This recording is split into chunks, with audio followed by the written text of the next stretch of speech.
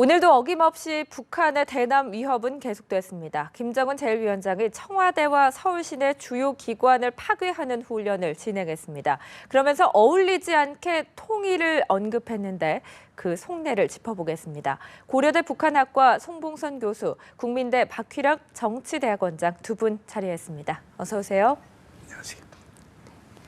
김정은이 작심을 한 모양입니다. 이번에는 서울 안에 통치기관들을 정조준하는 훈련을 펼쳤는데요. 네, 얼마 전에는 북한이 서울 해방작전이란 걸 했는데 이번에는 서울 시내 주요 정부기관들을 가상 모형으로 세워놓고 집중 포격을 하는 훈련을 진행했습니다. 왜 이렇게 서울을 겨냥해서 훈련을 하고 있는 겁니까? 당연히 이제 서울이 이제 모든 중심지니까요. 옛날에 이제 그 프러시아의 유명한 군사 이론가라는 사람이 이제 전쟁에 있어서 목표는 뭐가 되느냐 하면은 중력의 중심, Center of Gravity라는 말을 썼습니다. 그러면 내가 이제 공격하려는 나라의 어디가 Center of Gravity냐, 거기를 집중적으로 공격해라 하는 그런 의도가 있고요. 또 뭐 사실 이제 우리가 굉장히 가깝지 않습니까, 그죠? 전방으로부터. 근데 포사격을 저렇게 이제 많이 하는데 저는 국민들한테 하나 말씀드리고 싶은 게 사실 뭐 지금까지 전쟁에서 포가 그렇게 많은 사람을 죽이지는 않습니다. 이제 위협적이고 그래서 그렇지. 또 이제 지금 북한이 갖고 있는 포는 그렇게 정확한 게 아니고요. 또 사실 이제 포를 정확하게 쏘려면 이제 앞에서 관측수가 정확하게 보고 뭐 멀리 맞았다 가까이 맞 조정도 해주고 이렇게 해야 됩니다. 따라서 이제 저러한 이 어떤 포상이 있다 하더라도 사실 가장 중요한 우리가 불안하거나 동요하거나 하지 않으면 사실 큰 피해는 안 됩니다. 따라서 좀 너무 저런 걸 보시면 국민들께 굉장히 섬찟하신데 실제로 이제 전쟁에 있어서 포의 역할은 그다지 크지가 않다. 조금 너무 그렇게 불안해 하시지 않으셔도 될 것 같습니다. 네. 이렇게 북한은 대한민국의 중심을 타격하는 훈련을 진행하고 있는데 정작 김정은은 북한의 수도인 평양을 오래 비워놓고 있습니다. 엿새째 함경남도 함흥 인근에서만 공개 활동을 했다는 건데요. 군사적인 시찰을 하기 위해서라도 너무 오래 비워놓는 거 아닙니까? 네, 역시 김정은도 사람인지라 평양에 있는 게 상당히 불안한 것으로도 여겨집니다. 네. 왜냐하면은 지금 이제 키 리졸브 훈련이나 독수리 훈련에서 이제 김정은이 참수 작전이 나오고 뭐 상륙 훈련 뭐 이런 게 나오죠. 그러니까 이제 평양에 있으면 혹시라도 상당히 자기가 위협을 느낄 그런 정도가 이제 생각을 하겠죠. 그래서 이제 이 사람이 지금 함흥의 인근 영광 지역 거기 와가지고 이제 108 기계화 부대 또 인근에 있는 여러 부대, 7군단 뭐 이런 데를 댕기면서 이제 시찰을 하고 그러는데 이건 역시 김정은이가 최근에 와가지고 이제 이런 우리 군사훈련을 하니까 거의 보면은 민생 지역을 시찰하는 게 아니라 군 부대를 주로 방문을 하는 이런 습관적인 모습을 보여주고 있는데 어쨌든 간에 우리가 아마 지금 3월 2일서부터 4월 중순까지 우리가 이제 한미합동 군사훈련이 계속될 것인데 아마도 이 기간 중에는 김정은이가 가만히 있을 것 같지 않습니다. 여기저기 많이 돌아다닐 것 같습니다. 그래서 김정은의 동선을 아마 이번에 다니는 그거를 한번 잘 보는 계기도 될 것 같습니다. 우리가 이제 아까도 말씀을 하셨지만 북한 지휘부를 갖다가 이제 유사시에는 폭격을 해야 되니까 그리고 이제 참수를 해야 되니까 이 김정은의 동선도 상당히 좀 파악을 해야 되지 않겠나 이런 기회에 그렇게 생각을 합니다.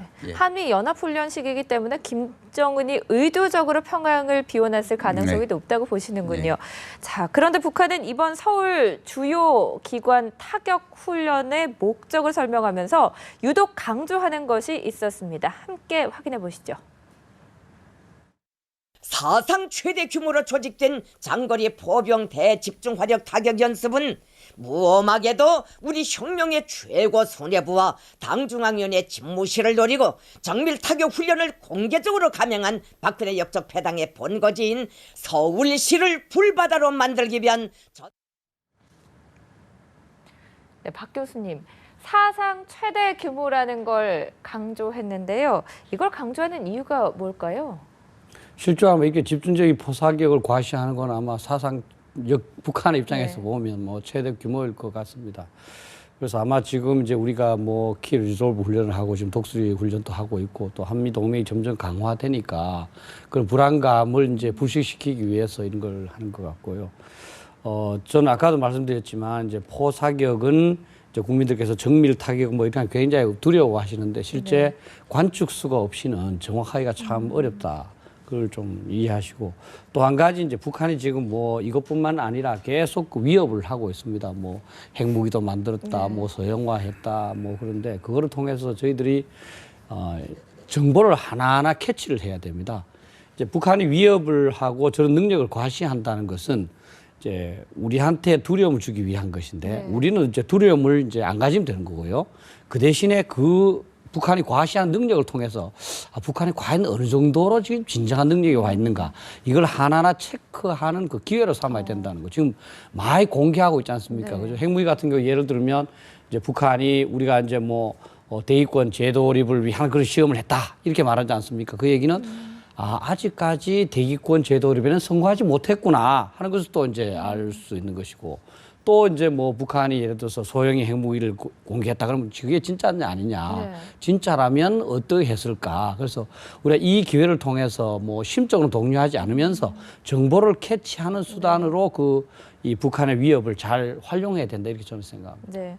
두 분이 비슷한 부분을 짚어주셨는데요. 이것저것 공개하는 게 결국은 김정은 정권의 발목을 잡을 가능성도 결국은 그렇죠. 있게 되겠군요. 송 교수님, 그런가 하면 북한은 김정은의 훈련 참관 사진을 노동신문에 무려 41장이나 실었다고 합니다. 그것도 뭐 컬러 사진으로 많이 실렸던데 이렇게까지 공개하는 이유도 좀 비슷한 맥락에서 볼 수가 있을까요? 예, 그렇죠. 이제 우리 종전서부터 뭐 박근혜 대통령 뭐 상을 표지를 만들어 가지고 그걸 갖다 조준 사격하는 네. 아주 우리가 봐도 정말 그야말로 따라 상스럽게 이름 말할 수 없는 북한의 그 행위를 저지르고 있는데 더군다나 이제 그 청와대를 뭐 조준하고 또 서울 정부 주요 시설을 갖다가 조준한다고. 이제 이거를 41개 사진을 찍어가지고 칼라 사진을 찍어가지고 이거를 공개를 하고 자기네도 훈련하는 거를 이렇게 이제 보여주고 있는데 네. 역시 이러한 것은 대내적으로는 비국가 남한이 이렇게 군사 훈련을 상당히 그야말로 맞대나 과거보다도 굉장히 강화되는 훈련을 하고 있는 데 대한 대응으로서 우리도 이렇게 한다 하는 거를 보여주는 동시에 북한 주민들한테 상당히 위안이 될 수 있겠죠. 이런 걸 하면은 우리 지도부가 최고 사령관이 이런 정도로 참 배짱 있게 잘한다 하는 것을 이제 과시하는 그런 계기가 될 수 있겠고 대외적으로는 역시 이게 이제 우리 남쪽에 이런 게 가면은 북한이 상당한 군사 훈련을 하고 여기에 대한 우리 정말 우리 지도부나 그다음에 정부 관계 당국에 상당히 위협을 느끼게 해주는 그런 것을 노리는 그런 수단이 될 수 있겠죠. 그래서 물론 이렇게 사진을 우리가 많이 공개한다고 해서 우리가 거기에 대해서 그렇게 두려울 건 없습니다만은 우리가 어떻게 보면 이제 북한이 하도 우리를 위협을 해서 이제 우리 국민이 만성화됐어요. 그래서 이것도 참 걱정거리입니다. 우리 국민이 정신적인 자세가 조금 이완된 것이 아닌가 이런 것도 가끔가다 생각할 수가 있는데 오히려 주변 국가가 상당히 위협을 느낀다 이렇게 생각하는데 우리 국민들은 그게 이제 너무 그렇게 많이 북한이 그러니까 김정은이가 3년 전에는 또 그때도 그냥 한 6개월을 내리 핵 위협을 하고 그랬죠. 그다음에 이제 개성공단 또 철수하면 우리 보고 철수하라고 그래가지고 또 중단이 돼 있었고 그러니까 김정은이 5년 집권하면서 하루도 편할 날이 별로 없는 것 같아요. 거의 도발성으로 이렇게 계속 하는데 그래서 그런지 우리 국민이 여기에 대해 상당히 매너리즘에 빠지고 만성화됐는데 우리도 상당히 여기에 대해서 어느 때 무슨 일을 저질른지 여기에 대한 철저한 대응이 필요하지 않나 이렇게 생각이 됩니다. 정말로 내성이 좀 생긴 것 네. 같습니다. 우리 국민들이 두려움을 느낄 필요는 없지만 철저한 대비는 필요할 것 같습니다. 박 교수님, 그런데 김정은이 훈련을 지도하면서 통일을 일으켜야 한다, 통일을 언급을 했습니다. 적화 통일의 야망을 아직도 못 버리고 있는 건지 걱정도 되는데요. 통일 언급도 좀 예의주시해 봐야 될 것 같은데요. 당연하죠. 네. 뭐 송 교수님 잘 말씀을 하셨습니다만은 사실 국민 입장에서 보면 오랫동안 너무 이렇게 참 그 경계하는 마음을 갖기가 참 어렵습니다. 네. 따라서 이제는 그 국민들은 뭐 어쩔 수 없다 하더라도 사람 마음이니까 군인들은 그래서는 안 된다. 그래서 지금 이제 계속 이제 서울에 대한 그 점령 이런 얘기를 하지 않습니까? 그죠? 그러면 우리 군인들은 그렇다면 과연 김정은이 우리 서울을 만약 해방하기 위한 작전을 한다면 어떻게 할 것인가? 어디를 돌파하려고 어떤 무기까지 쓸 것인가? 과연 뭐 화학 무기나 생물학 무기를 쓸 것인가? 뭐 또 이제 나중에 또 핵무기 사용으로 위협할 것인가? 이런 여러 가지 시나리오를 갖고 좀 대비를 해 봐야 됩니다. 그렇게 해서 우리가 지금까지 현재까지 해놓은 것을 할 수 있는 것이 무엇이고 네. 또 추가적으로 더 해야 될 것은 무엇인가? 이렇게 해서 이 위협이 그냥 뭐 국민들께서는 좀 생각이 바쁘시다 보면 한번 좀 이제 마음에 좀 담아두다가 또 이제 입고 또 다른 일에 전념하셔야 되는데 이 군인들은 자신들이 하는 직업이기 때문에 여기에 철저히 해서 조금 더 소홀함이 없어야 된다 이렇게 생각합니다. 또 한 가지 우리가 조금 주의해야 될 게 이제 협박이라는 것도 계속 하다 보면 이제 북한 입장에서도 뭔가 좀 내가 이 협박만 할 것이 아니라 이걸 입증해야 되지 않느냐 부담감을 느낀다는 거죠. 따라서 지나치게 협박이 계속 되도록 방치하는 것도 사실 조금은 위험하다 이렇게 생각합니다. 네. 북한은 연일 협박을 하고 또 핵개발 진행 상황을 공개를 하고 있는 상황인데 이번에는 북한의 직능단체라는 곳에 나서서 핵 선제 타격으로 초토화해버릴 준비를 해야 한다라는 얘기를 주장했습니다. 이 직능단체가 무엇을 하는 것이고 또 왜 이곳에서 이런 얘기를 한 겁니까? 그게 이제 그 북한의 직능 단체라는 게 뭐 사회주의 청년 동맹, 농업 근로자 뭐 동맹, 뭐 이런 따위 또 뭐 그다음에 이제 그 노농저기대 뭐 이런 단체들인데 네. 이거는 하나의 그 북한의 이제 그 막 대남 사업부나 북한의 이제 여러 가지 그 막 지도부의 그 꼭두각시 단체입니다. 꼭두각시. 그러니까 예를 들면 뭐 김정은이가 뭐 이제 대남 관계에 대해서 무슨 발언을 했다면은 거기에 대해서 군중 걸기 대회 뭐 이런 거 할 때 동원되는 사람들입니다. 이 사람들이. 네. 사실상에 뭐 평상시에는 이게 뭐 그렇게 뭐 활동을 하는 그것도 아니고 그래서 뭐 이제 그 김일성 광장이나 이런 데 나와 가지고 동원령이 내리면 이제 그 우리는 뭐 장군님을 위해서 뭐 하라면 하는 대로 한다.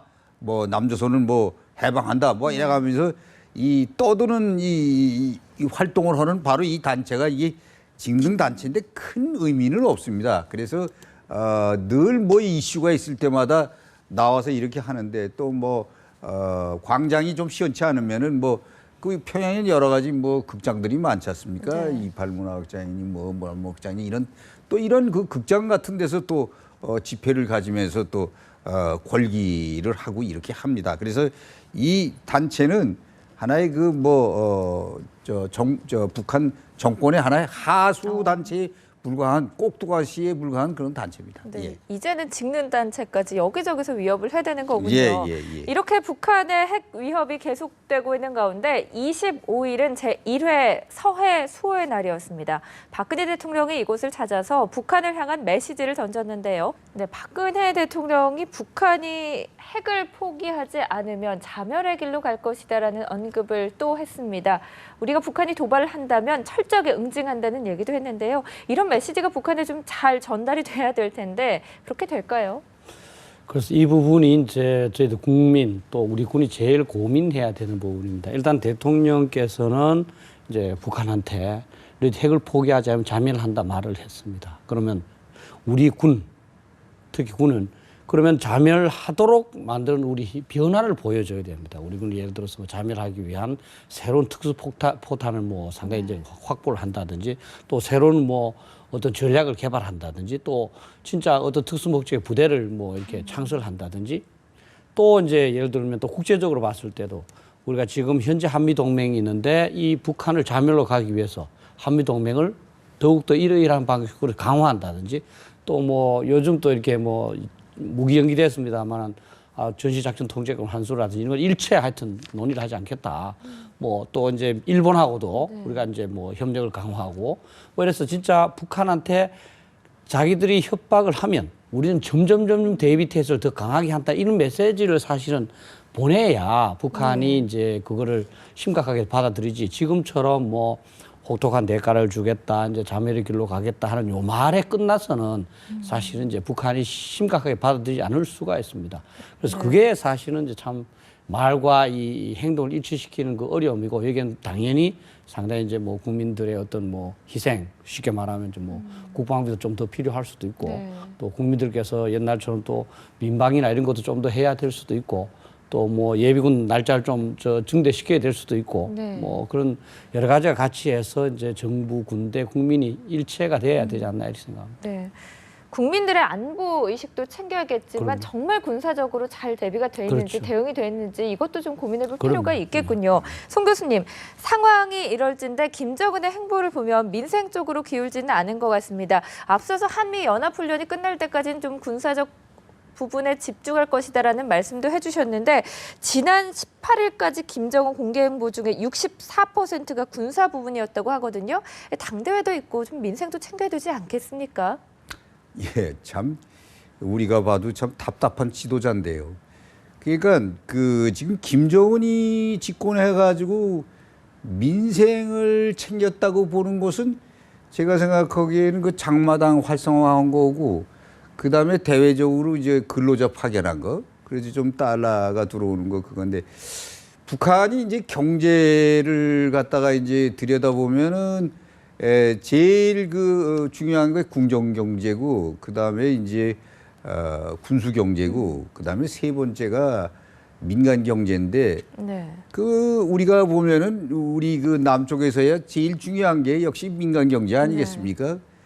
근데 북한은 그게 아니죠. 그 지도부의 막 김정일을 비롯한 당원들을 위한 그런 막 39호실 지도부 그 궁정 경제가 제일 위고 그 다음에 이제 그 군을 위한 군수 경제. 민간이라는 건 이거는 미는 아주 이건 그 전서부터 김정일 시대나 김일성 시대 때나 여긴 그 전혀 이거는 뭐 별 그 관심을 두지 않는 게 북한의 이제 특징인 것 같은데 현재 이렇게 이제 그 제재가 진행되는 가뜩이나 어려운 가운데서 제재가 지금 진행되지 않습니까? 막 지금 아직은 이 제재가 본격적으로 이제 그 영향이 오질 않는다고 그래요. 막 그래서 이제 조금 뭐 이런 소리도 해요. 뭐 석탄 같은 거를 수출하는데 수출을 이제 제재를 하면은 수출을 못하게 되니까 이게 내수용으로 써서 오히려 이 일반 주민들은 더 괜찮다 뭐 이런 생각을 얘기도 하고 또 아직까지는 그 쌀 같은 게 좀 그런 대로 남아 있어 가지고 그렇게 지금 현재 치솟구 장마당에서 값이 많이 오르고 뭐 그 전에 키로당 8,000원이었었는데 현재 뭐 그런 가격 정도로 유지된다고 그래요. 그런데 이게 이제 지나면서 제가 보기에는 상당히 이제 어려워질 것이라고 이렇게 생각이 됩니다. 제재가 이제 본격적으로 진행되질 않아서 그런데 적어도 아마 2, 3개월 지나서 만약에 중국하고 러시아가 협조만 한다면은 북한의 이제 제재가 상당히 먹혀 들어가고 더군다나 아마 이제 여기에서 민간은 더 고통을 느낄 텐데 과거 보dom도 뭐 고난의 행군 시절 보dom도 만약에 이게 제대로 진행되면 민은 더 어려워질 텐데 과연 김정은이가 거기에 대해서 민을 위해서 어떻게 할 것인가 행보가 지금도 저러는데 그때 가서 과연 뭐 과거에 그랬죠. 김정일이가 그 황정엽 선생이 얘기를 했는데 김정일이가 북한 주민 반이 죽어도 눈 하나 깜짝하지 않을 사람이다. 이 김정은이는 그 사람보다 더한 것 같아요. 아버지보다. 그래서 제가 보기에는 앞으로 참 북한 주민이 더 어려움을 겪지 않을까 네. 이렇게 생각이 됩니다. 그래서 화면에 본 것처럼 김정은의 공개활동 군사가 62%, 경제가 23%였는데 앞으로 팍팍해진 주민들의 삶의 동요를 막기 위해서 좀 변화가 있을지 아니면 이대로 갈지 지켜봐야겠습니다. 예. 네, 두 분 말씀 여기서 정리하겠습니다. 고맙습니다. 예.